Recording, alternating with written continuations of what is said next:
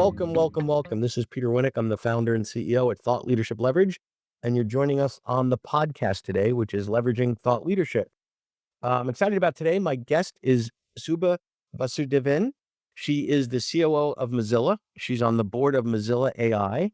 And from a thought leadership perspective, her goal is to transform more to an execution culture, this behemoth of Mozilla that we all know and love. So anyway, welcome aboard. How are you? Thank you, Peter. Thank you for having me. I'm a fan of your podcast and I'm excited to be talking on it. Oh, thank you. So you're busy, right? You're a COO, you've got an organization to run. There's lots of things going on. You're moving 100 miles an hour, right? And there's so much change going on, AI, et cetera. Why is it that you've found the time or are creating the time to invest in the thought leadership? Yeah, I think that's super important, right? When I think about leadership itself, it's two or three things, but one of the most important things is you can be the hero all day long or you can scale through other people. That's where thought leadership comes in my mind, because the heart of the matter is you're only here on earth for a certain portion of time, but who is going to carry forward what you have learned and what you are paying forward, what you're teaching others as a leader, right? That's why it's important to create time in general. And then coming and talking on this podcast is a means to doing that. It's talking about how you take a mission of Mozilla, a company like Mozilla, and do it at speed like other big tech companies. So say more about that because I think that a lot of C-level executives have a couple of different potential use cases for thought leadership. Use case one, to the public, elevating the brand, telling the story, whatever. And a lot of that is professional services, high tech. So it's not necessarily the monetization, but it's getting recalibrating the way people might think about Mozilla. People in that context being users, the public, investors, et cetera. Second piece of that is internal. I need the team here, the employees here, the folks here to come on this journey for me, and they need to know how I think and where I'm taking them and why we're doing what I'm doing. I'm sensing you're straddling both of those. Is that a fair guess? That's fair. And I see the two intertwined, right? And that's what happens when you join a company. So I spent 11 years at Meta. I learned how to execute, be disciplined, apply rigor, etc. When you come to apply that execution muscle to a 25-year-old mission, the two become intertwined. Suddenly, you're not beholden to Wall Street. You're actually doing this because all of the internal employees want to further that mission that the company has of a better, open, healthy internet. How do you do that? You have to bring the two together. On the one hand, you're transforming the company, but the reason is what all of the employees genuinely believe in and the values that we lead with. And that's why I'm here talking to you. So how do you gauge Mozilla, like every tech company, like every company has KPIs and we need to measure things and we need to make sure. How do you know it's working? What are the things that you look at from I don't want to say ROI necessarily, but what are the KPIs? What are the metrics you look to say this is worth me spending X hours a month on versus the even just from an opportunity cost perspective? Got it. I'll just explain this really quick. So I straddle two roles, Yeah. COO of Mozilla.org, which is the holding company at the Yeah. top. And then I have the role that I mentioned earlier within our corporation where the Firefox browser and a number of other products sit. Yeah. It's different for both. That's where I'm going in response to your question. So at Yeah. the holding company level, we think about it actually for both the portfolio companies and the holding company. We have to think about double bottom line. So when you Okay. mention KPIs, that's very unique to Mozilla. Double bottom line is when you start thinking about how are you ensuring your profits are going back into a healthy internet, right? Yeah. And at the same time, how are you profitable? So that's always an interesting conundrum for anyone with a double bottom line Yeah. type of set of goals. In a more tactical way, because you asked me the question on KPIs, take the case of the corporation. We have the Firefox browser, we have Yeah. advertising products, we have a number of other things. We follow, like any other tech company, a very rigorous model to set those KPIs, share Sure. it with the board, all of that stuff. That's table stakes, right? But before you even get there, what's the direction you're headed in? Like, how do you know that you're executing well against it? And then how do you know those KPIs are the ones that matter? That's the question we tend to ask ourselves. That's where it takes you all the way from strategy to annual planning to excellent road mapping And that's when your KPIs will start to make sense, right? That's the second set of philosophy. So double bottom line was one. The whole end-to-end process is the second thing. The third thing is buy-in and culture. That is so important. You can sit there in a corner and set strategy and do annual plans, But at KPIs all day. but that's the hard one, right? So buying in culture, we can't put it on a scale and measure it. We can't plot it on a I mean, we could, but like, how do you know it's working, right? Because part of what you're doing is trying to change the culture to transform the business. They're not two separate things. They have to go hand in hand.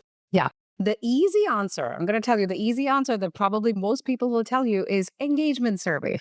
I think that's an important tool. And I think it gives us a lot of insights into how employees are feeling, especially if you as a company take it seriously, read everything they're saying, and take active actions to work against it.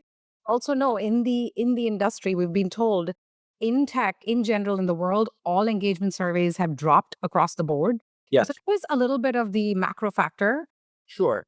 Set that aside. Set that as a measure of how employees are feeling. If you're not on the ground with your employees, understanding how they're feeling on a day to day basis, and if every leader is not there on the ground talking to customers, for example, you are going to miss some of the biggest signals. You take all of those Yeah, signals in, you apply them to your KPIs. By the way, you can get KPIs wrong. I'm sure you've seen cases of sure. you can easily game the system. Yeah. That's how we do it. We make sure that it's not set up to be gamed. But that all of that leads to knowing, are we actually getting this right? Are employees buying into this? Are we doing it for the right reasons, right? That's So a I want to switch to somewhat, pragmatic, tactical. So I get the big picture on this totally, and you don't have to sell me. I get it, right? What does it look like for you tactically? Like, what percentage of your time are you spending on this, and what are the types of things that you're doing that are representative of that? And I would imagine on the second piece, some are killing two birds with one stone. When you're doing X, you're adding Y, so it's not additive. But what are the things that might be additive, and what percentage of your total time do you wind up spending in this area? I'm gonna say it's my whole job. I you know, love that. yeah, it's my whole job, but also that of several of my peers. To be very clear, like one of my peers who leads Firefox end to end, it's also his job to think about how Firefox is growing, right? It's my job to think about how we're growing revenue. I also work with several other leaders, my peers, to say, how are we improving employee productivity? Let me give you this example. AI at work. Have you read what the Duolingo and Shopify CEOs have put out there? Yes. That's the kind of thing everybody is leaning into. It's not just those two companies, right? You take AI, forget just using a model at a high level to research things or write things.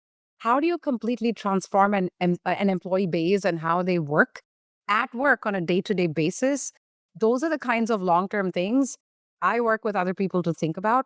It's a large part of my job, and that is going to lead to more creativity, more innovation, more productivity. And by the way, Peter, if someone tells you it's an efficiency play, push back on them. It's not an efficiency play only. If you're enjoying this episode of Leveraging Thought Leadership, Please make sure to subscribe. If you'd like to help spread the word about our podcast, please leave a 5-star review at ratethispodcast.com/LTL and share it with your friends. We're available on Apple Podcasts and on all major listening apps, as well as at thoughtleadershipleverage.com/podcast. Say more about that. Yeah. When I think about it, like, I don't know do you use a lot of LLMs or AI tools for your Yeah. day? Well, in the last 4 or 5 months, yes. Yeah. So prior to that, sort of just curious. I wouldn't say, I mean, my level of proficiency or expertise is pretty light, but Yeah. I'm a convert. Like I'm like, wow. And I've seen other people that are doing it far more than I am based on their roles. And I keep telling myself on the one hand, wow, this is like the dial-up days of the internet with AOL. And simultaneously, it's mind blowing.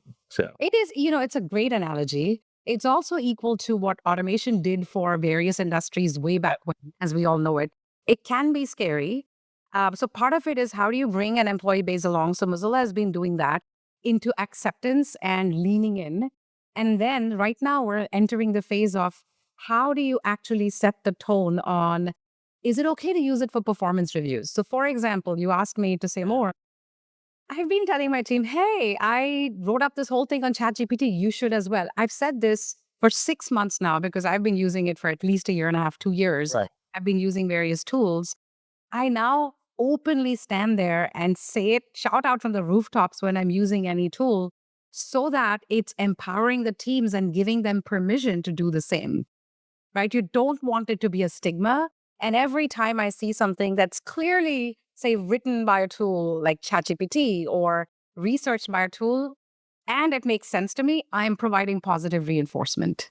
So we're asking, Well, I think also culturally, if you're modeling, it's any other behavior. This is an adoption of a tool, but there's a cultural implication here.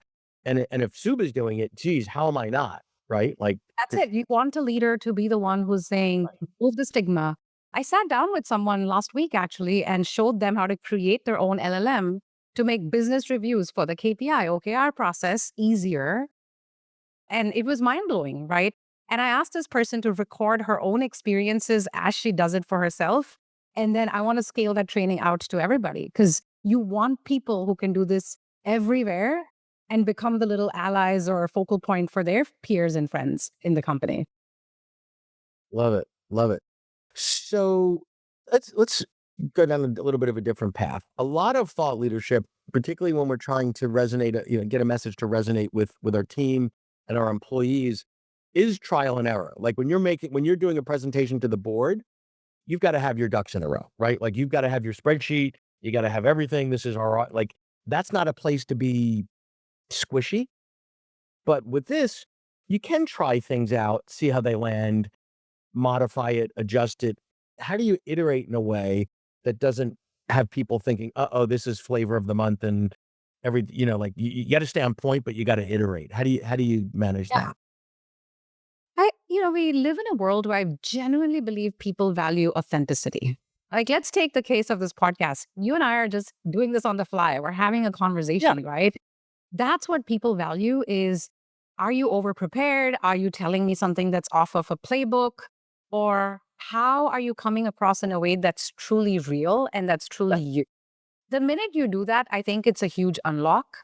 Along with it, and I'll share, or I think I've shared this with you when we had our intro call, Yes. which you are, when you're vulnerable, take the case of open source, which is Mozilla, but also take the case of vulnerability in a leader. There is a parallel. You're putting your ego on the line.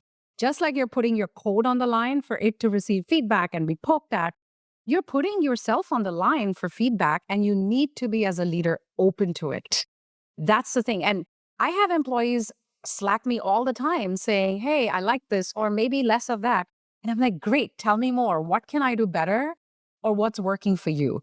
Stay there a minute because in many organizations today, and in most organizations 20, 25 years ago, we didn't have Slack, but having a means to communicate directly to a C-level exec and saying, "Hey, I don't agree with you," that would be a career-killing moment, Yeah. right?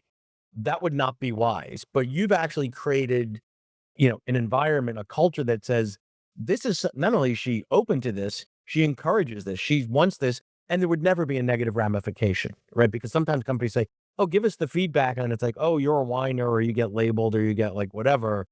So that in and of itself, I think is transformative right there. It is. It's the going back to your question on culture. How do you transform cultures? It's the macro stuff I laid out earlier, but it's also these micro types of moments, right? Just on that point you mentioned earlier, something occurred to me. There's a cultural element here. Look, I come from India. I know what Indian culture is like, right? Growing up there, I moved here 20 something years ago, and I think, learned a lot of this culture as well and assimilated both. But when I was at Meta, I had a massively global team all over the world. And I didn't always get the feedback that I needed from people sitting in Singapore or Hyderabad or some of these other countries, right? Sure. And I had to actually wear the hat, my old growing up hat, and say, why am I not getting that feedback? It's probably because it's a little bit still taboo in Asian cultures. I'm not generalizing, but it's not that easy for someone to give your boss or a skip level boss feedback. That's, an opportunity for growth for the boss. Well, but I would add to that, yeah, there's a cultural piece, but I think it's compounded today in that many of us have work colleagues that we've never had a meal with, right? If someone's in different cities and we don't see each other. So there's the trust piece, there's the collaborative piece, it's easier to say to a colleague that you sit next to, have lunch with, go hiking with, whatever. Hey, when you said that in the meeting, you kind of look like an idiot. But if there's a cultural piece and you're halfway around the world and there's time differences and we've never broken bread, it's like, uh-oh.